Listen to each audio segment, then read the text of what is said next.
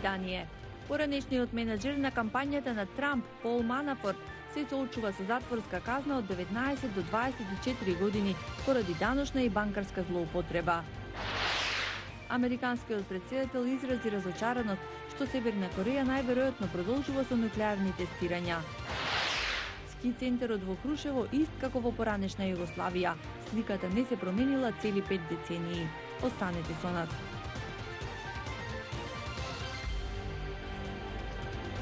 Поздрав од Вашингтон. Ова е News Flash на Гласот на Америка на македонски. Јас сум Анета Шијакова. Пол Манафорт, кој во 2016 година беше менаџер на кампањата на американскиот претседател Доналд Трамп, денес треба да добие пресуда за даночна и банкарска злоупотреба. Манафорт може да биде осуден на затвор меѓу 19 и 24 години. Тој на 1 април полни 70 години, така што пресудата може да значи затвор до крај на животот.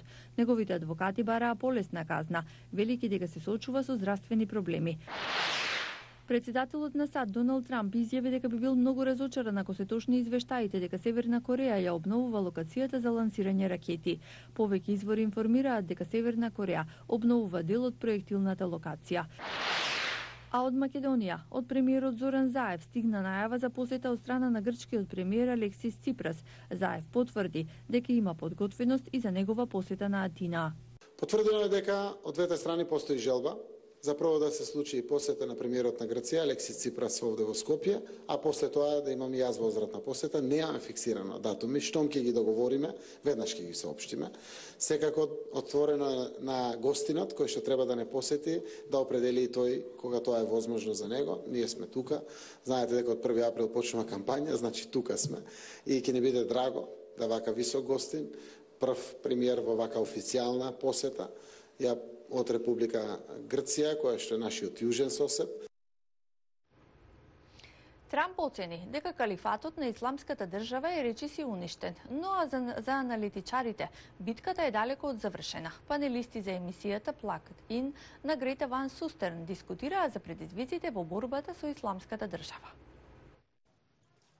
Одисејата на две жени, една од САД, а другата од Британија, привлече светско внимание за опасностите од исламската држава.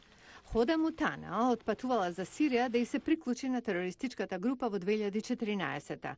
Станала невеста во исламската држава и повикуваше на смрт за американци. Сега, како 24 годишна мајка, сака да се врати во САД.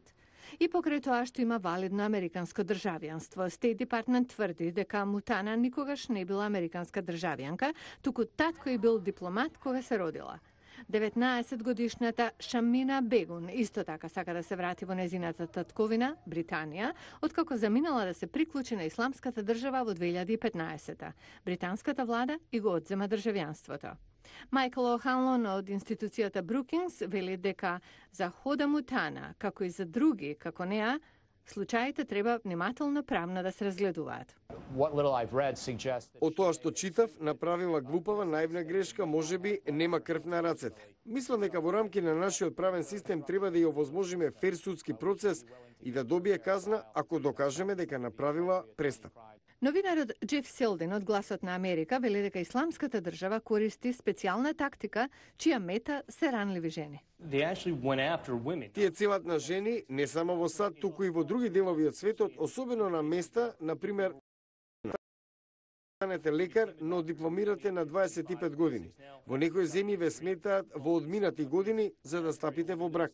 Граѓанската војна во Сирија и присуството на борци од исламската држава беа причина за раселување на милиони луѓе во бегалски кампови, вклучувајќи и во самата Сирија и Јордан. Како можат САД и други нации да помогнат? Треба да најдеме начин да се справиме со сириската војна, зашто деловно сметам дека американските војници треба да останат во североисточната област.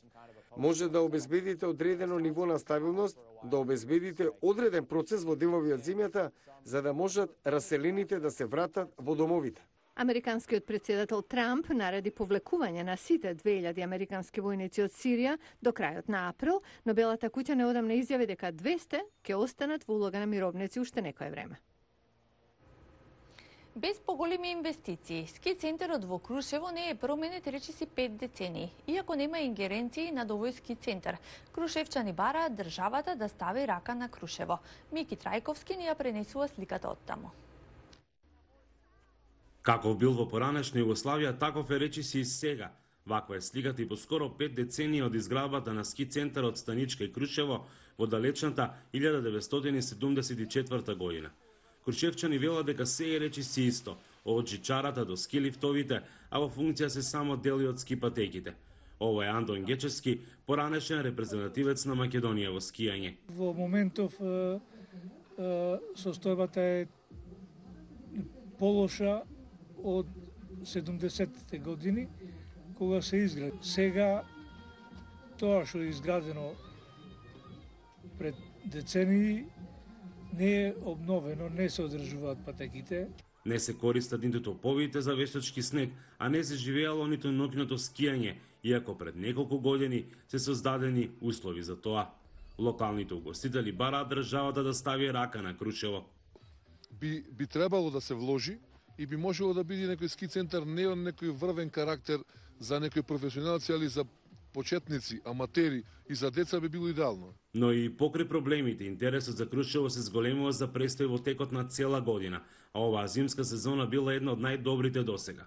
2018 година се покажа како една од поуспешните во изминатите години, односно во бројки или во проценти забележавме околу 70% раст во бројот на посетеност во споредба со 2017 година и се реализирани приближно околу 35.000 ноќавања. Тенденцијата на зголемување продолжува. Сепак надежта во Крушево ја гледаат и во проект изработен пред околу 3 децении, а со кој се предвидува изградба на ски центар на блиската планина Мусица, каде имало можности за отварање на ски патеки по сите меѓународни стандарди. Од општината велат дека минатата година имале посета од заинтересирани потенцијални инвеститори од надвор.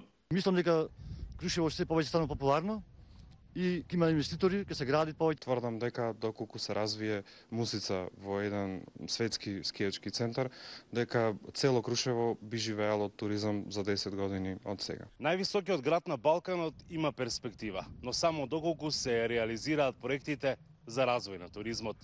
Од Крушево за Гласот на Америка, Мики Трајковски. Најголем дел од жените во Нигерија користат производи за избелување на кожата. Тие се популарни и покрај здравствените ризици кои ги носат. Прилог на Тимоти Обиесу. 25-годишната Гуднес Бен сака да биде модел и актерка. За да ги оствари соништата, вели дека и треба посветол тен. Затоа ја избелува кожата. Ова е Нигерија. Убавата кожа е бизнис. Во филмската индустрија, режисерите сакаат да блескате.